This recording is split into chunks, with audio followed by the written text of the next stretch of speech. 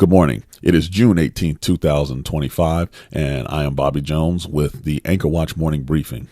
The National Security Council met with the President, Donald Trump, yesterday with no definitive course of action outlined, at least not to the public.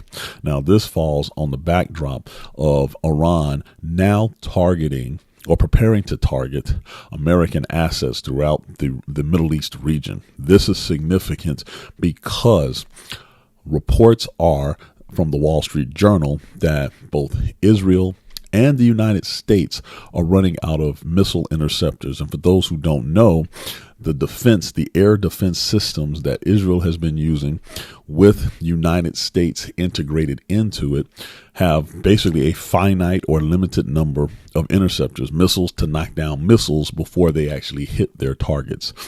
And what you do is you prioritize what you want to defend, etc. But the bottom line is there are only so many rounds in the chamber. This is a problem because the way the United States creates its missile defense, the way they allocate their interceptors, is not just for the region, but they think worldwide. I know this because not only did I work for Missile Defense Agency, but also as a combat systems officer on a U.S. destroyer.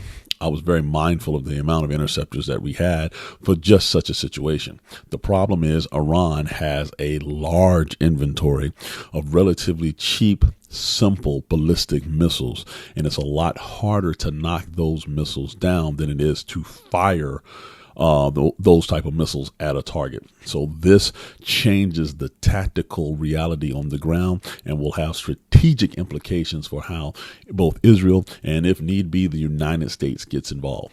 Basically, what will they defend? What is the priority? That being said, it has been reported by multiple sources that Israel is not allowing the United States to evacuate its citizens via air. Israel is basically locked down the country from anybody trying to leave. That has to do with them trying to keep their forces and potential draftees and whoever needs to be activated to fight, but also to have Americans not be able to leave. Netanyahu hopes that forces the United States to take a more proactive role in the defense of Israel. He's basically holding American citizens hostage. That is a very, very, very bad thing. It's a slippery slope, but most importantly, it's just underhanded. It's underhanded because it could force America's hand into basically going into all-out war with Iran. We still have military assets moving into the region. This is what we call phase 2 in warfare operations, the movement of forces that can position themselves to strike if need be. But at the same time, the Trump administration believes that Iran will want to come back to the negotiation table. They have to basically say they will stop their enrichment program in order for it to happen.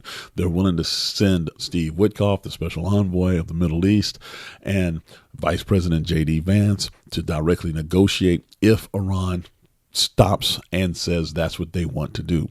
Now, I don't know why they're so sure of that, especially after the rhetoric and the posturing that Donald Trump has put out to the world. Right now, the regime is fighting for its own survival, and part of that is looking like they're standing up to the great Satan of the United States.